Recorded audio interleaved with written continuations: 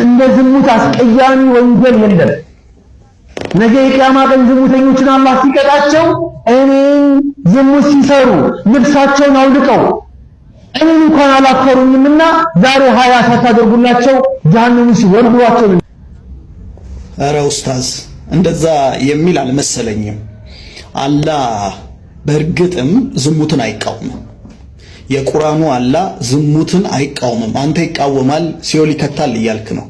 የቁርአኑ አላህ ዝሙትን አይቃወምም። እንዴት አወክ ተብሎ ሲጠየቅ በሱረቱል አልኒሳ 4:2-4 ላይ ከሴቶች ለእናንተ የተዋውላችሁን 2 3 4 አግቡ፣ ከዚህ በላይ ዝሙት የለም።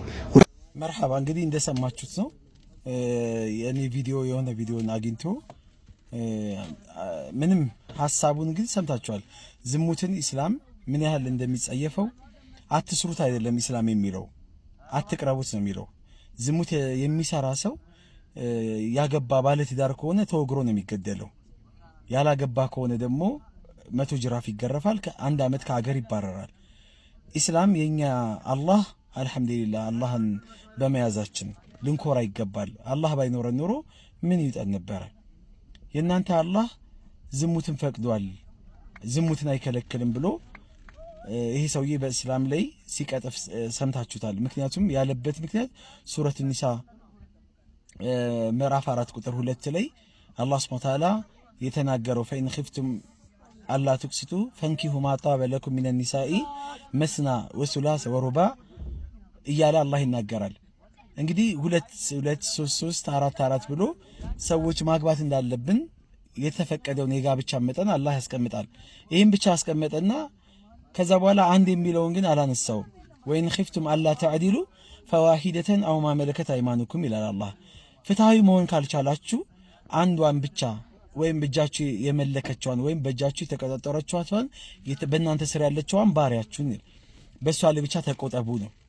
እስልምና አሁንም ማንንም ከማንም አይለይም። ማንም አካል ይሁን በየትኛውም ሌቭል ላይ ይሁን ዝሙት የሰራ ሰው ህጉ ይፈጸምበታል በሱ ላይ። ምኑ ነው እስቲ ይሄኛው 2 አግቡ 3 አግቡ ከዚህ የበለጠ ዝሙት አለ ወይ አለ? 2 ማግባት 3 ማግባት ዝሙት ከሆነ ነብዩ ሰለሞን 700 ሚስቶች ነበሩት፣ 300 ዕቁባቶች ነበሩት። ዕቁባቶች ማለት ቅምጦች ማለት ነው። ከአንድ በላይ ማን ነው የሚልከሰከሰው? እስቲ አንድ አለችኝ ብሎ ቤት አስቀምጦ ለሷ ታማኝ መሆን ሲያቅቶት የሚርከሰከሰው በየቦታው የሚርመጠመጠው ማን ነው? እኛ ሙስሊሞች እኮ ዝሙትን ስለምንፈራ እኮ ነው ከአንድ በላይ የምናገባው። የሴቶችን መብት ሴቶችን ስለምናከብር ስለምንወዳቸው፣ ነገ ዛሬ እኔ ዝሙት ምሰራባት ሴት ነገ የኔ እህት ላይ የኔ እናት ላይ የኔ ሚስት ላይ የኔ ልጅ ላይ ሊሰራ ይችላል የሚል እምነት ያለኝ ሰው ነኝ። 2 ማግባት ቢግ ዲል አይደለም፣ ነውርም አይደለም፣ ሼምም አይደለም።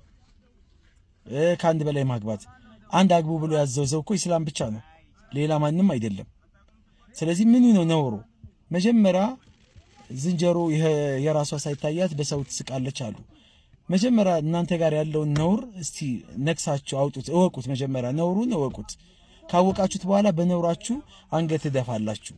ኢስላም ላይ ለመተቸት የሚያበቃ 1% እንኳን ሞራል የላችሁም፣ ወላሂ የላችሁም። ዝሙትን የሚያስፋፋው ማን ነው? ሴቶቻችሁ ተገላልጠው የሚሄዱት የእናንተ እንጂ የኛ ናቸው እንዴ? ወንዶቻችሁ በየቦታው የዝሙት መዳረሻ መጠጥ ቤት የመሸታ ክለቦች ምናምን የሚዘዋወሩት የእናንተ እንጂ የኛዎች ናቸው እንዴ? አይደሉም። እንድናወራ ታስገድዱን። አሁንም ቢሆን ነገም ከነጎዲያም ዝሙት ጸያፍ የሆነ ተግባር ነው፣ እንቃወመዋለን። የሚጠላ ቢጠላም ወደኸው ከሆነ ዝሙቱን ፈልገኸው ከሆነ ራስን ወክለ ማውራት ትችላለህ።